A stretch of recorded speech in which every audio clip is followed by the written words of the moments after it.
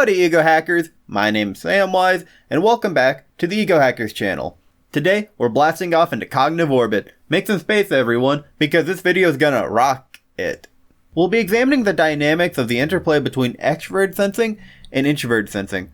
Prepare to explore the orbit of reality. Cognitive orbit is a groundbreaking concept in four-sides dynamics, illuminating the dynamic interplay of cognitive functions.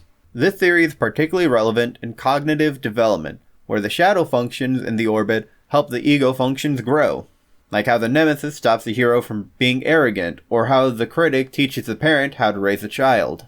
Imagine cognitive orbit as invisible pathways weaving through various parts of our mind, not just the ego and the unconscious, but the subconscious, the superego when it comes to the inferior and the demon. This concept proposes that our cognitive processes, sensing, experiencing, recalling, are fluid, constantly traversing these mental realms. In the world of cognitive functions, a distinction exists between introverted and extroverted functions, where the extroverted is looking outward, while the introverted is the source. SE is outward-facing, engaging with real-time experiences and actions. SE is like, hey, what are you doing? They are the kind of people that are talented, if you will.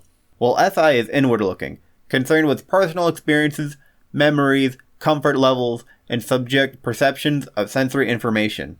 They aren't as mechanically inclined as the SE counterparts, but skill beats talent every time. SE and SI offer contrasting yet complementary cognitive styles. SE is about the immediate, reactionary engagement with the external world, focusing on real-time sensations and actions. In contrast, SI is reflective, drawing on internalized memories and past experiences, offering a sense of continuity and stability.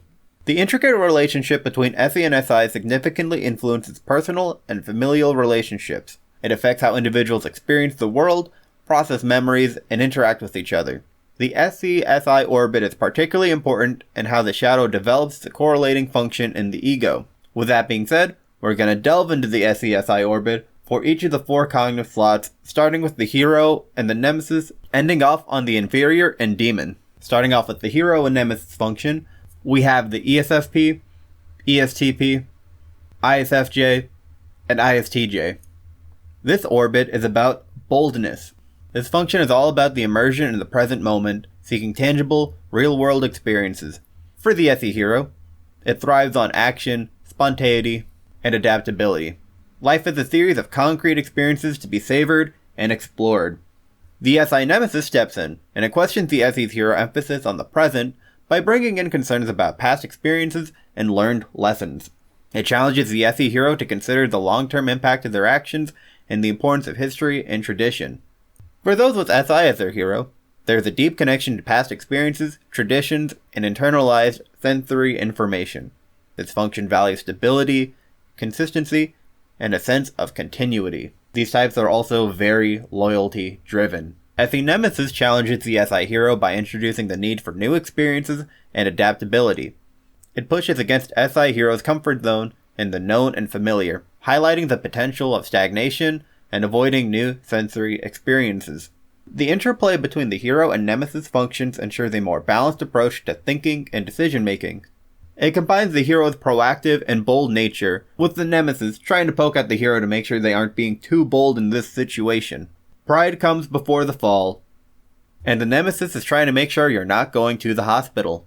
This dynamic fosters adaptability and a comprehensive self-understanding by encouraging the need for new experiences, as well as stewing in old lessons from the past. Up next, we're going to talk about the parent and the critic, starring the ESTJ, ISTP, ESFJ, and ISFP. This orbit is about precaution. This nurturing role emphasizes experiencing and engaging with the external world. It guides others or itself towards active participation in life, encouraging a hands-on approach and learning through doing. The SE parent is responsible about its engagement in the world. They often make a great craftsman with the ability to make or fix things due to how they perceive the world. But SE parents also look to strengthen other people. Their SI critic function looks to the past when it comes to their unideal behavior. The SE parent needs to be responsible about making sure others are safe and comfortable, but able to help guide and strengthen them. The SI critic also makes sure it's getting the work in so that the SE parent can create some pretty neat stuff. And then for the SI parent, it nurtures through reflection on past experiences and learned lessons. It emphasizes the importance of learning from history, building on established foundations, and maintaining a sense of security, as well as personal strength. The SE critic function critically evaluates the SI parents on how it relies on the past. It questions whether a reliance on tradition might be hindering new opportunities, pushing for a balance between honoring the past and embracing the present, as well as the SE critic making sure the SI parent is putting the work in to have a good performance. Up next is The Child and the Trickster, starring the ENTJ, INTP, ENFJ, and INFP. This orbit is about play! I get to indulge in all the great and wonderful things, and they can indulge me in the wonderful things, and it's that's cool and all, but I get to indulge in the wonderful things! This more playful, less mature version of the SE-SI orbit revels in new, exciting sensory experiences, or just the same one over and over again. It brings a sense of wonder and adventure, but can be naive, lacking depth, and sometimes overlooking the value of past lessons, or the hey, you need to go outside once in a while. This is also a self-reminder. SE Child loves to give a performance, and takes glee in giving comfort to other people.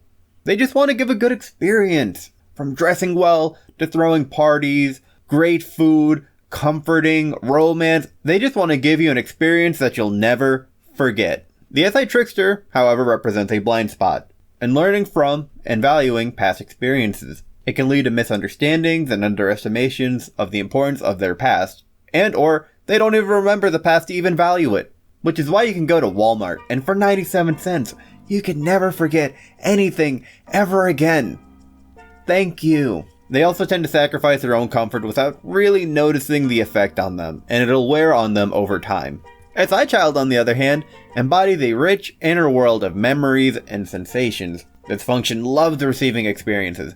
Give me all the SE Child parties and styles and tasties, comforting, cuddles, but, all that requires getting out of the house, of course, and it's what? No, please. Yeah, SI Child can get stuck in their comfort zones way too easily. Yeah, it represents a challenge in engaging fully with the present moment and embracing new experiences. This blind spot might result in missing out on opportunities for growth and adventure. The other thing about SI Child is we are so lost in our inner world, we have no idea what is going around us. We call that SE Trickster. Like a week ago, I walked right past my mother in the grocery store, and she was not happy about that. Why did I do that? Because I was listening to some banger music. Why does the outdoors gotta interrupt my good time? Both child functions need to take a step back from their indulgence time to time and ask for help from some adult functions. SE Child needs to check every now and then that if they are comfortable and that they're writing stuff down and taking a moment to reflect. SI Child needs to touch some grass. SI Child needs to ask for fashion advice so that it can be appealing to other people too. I once used our awesome and lovely Discord community that you should totally join, by the way, to do this. I obtained 44 blank t-shirts to see what colors look best on me, and it was very helpful. These are the best ones. Oh, and also, we, sensing kids, if you will, we love our candy bowls. We have really big sweet tooths, and I wanted to mention that. And finally, the Inferior and Demon functions, starring the ENTP, INTJ, ENFP, and INFJ. This orbit is about struggle.